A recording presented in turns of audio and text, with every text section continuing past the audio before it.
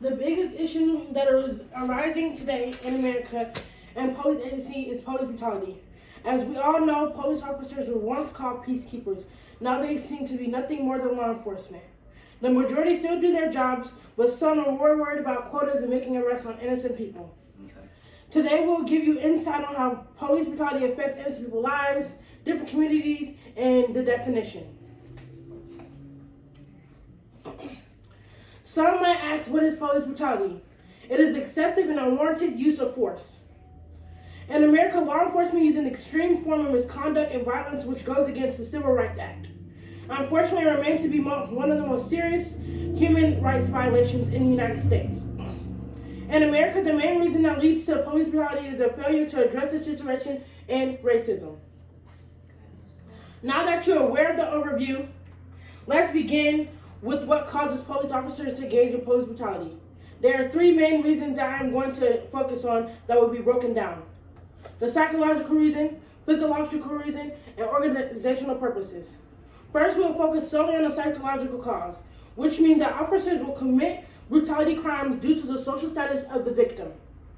In America, it would be less likely that an officer will terrorize someone with the highest status, which means that an officer is more likely to believe a person in a higher class than a person in a lower class.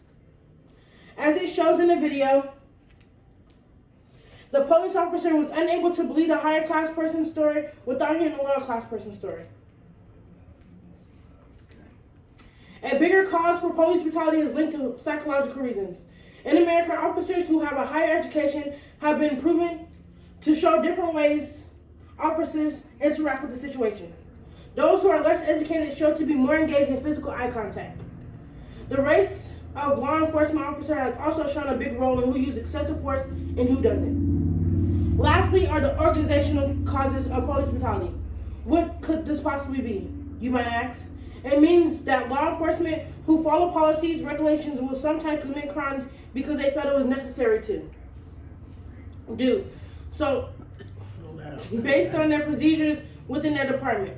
Mostly the officer will take actions against those who show disrespect towards the police.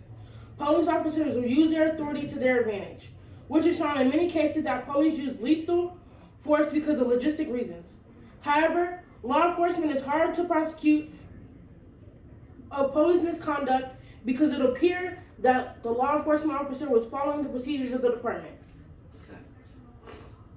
As speaking on the effects of police brutality, we will now look in more in depth into the statistics of police brutality. Statistically, police misconduct is increasing within America. In 2010, there were around 4,861 reports of police misconduct within our country. In 2010, there were 6,626 different victims and 247 departments reported within our country. Fundamentally, police brutality is not only a problem for American citizens, but it is very costly. Unfortunately, in the year of 2010, it cost $346 million in civil judgments and settlements. In the statistic, it shows that 23.8% of the police reported was police of misconduct, and 57% was physical use. A significant concern that we're going to focus on are different incidents that paved the road for police brutality. Police misconduct has been there way before my time, but it is very serious subject to talk about. How many cases are there, you might ask? Well, I don't know, but I will inform you about different cases that are significant to police misconduct. Case 1. Rodney King was born April 2nd, 1965 in Sacramento, California. Rodney King suffered from alcoholism and was in trouble with the law very often. Rodney King was pursued from LAPD in a high-speed chase on March 3rd, 1991. The officers Lauren Powell, Timothy Wine, Theodore Brinson, and Stacy Kuhn were charged with criminal offenses, including assault with a deadly weapon. Despite this, they were all acquitted of the charges. Case 2. George Floyd, who was born October 14, 1973, in Minneapolis. George Floyd was an African-American man with one kid. On May 25, 2019, George Floyd went to a convenience store to buy some cigarettes but never came home. It was told that George Floyd had a counterfeit $20 bill, so the MPD was called. 17 minutes after the first squad car arrived at the scene, Mr. Floyd was unconscious and pinned beneath 3 police officers, showing no sign of life. Case 3. In the final analysis, an African-American woman who was tragically killed through gunfire in her own apartment on March 23, 2020. That was Breonna Taylor, born June 5, 1993, who worked for the city of Louisville, Kentucky.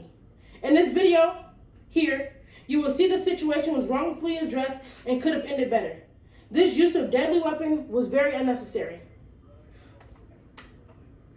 Unfortunately, we're not able to see the video today because of the restrictions on the website. Okay. I'd like to leave you with this. I know that these cases are all cases you've heard before, but these cases are relevant cases. All of these cases are unjustifiable moments. It is visible to see how police brutality disproportionately affects innocent people's lives over the years. And it's very visible to see how police brutality and police misconduct needs to change within the departments. Thank you for your time. That was fast. That's all you got. She already knew what she was gonna say because she had to. We on the record, but cause she done did it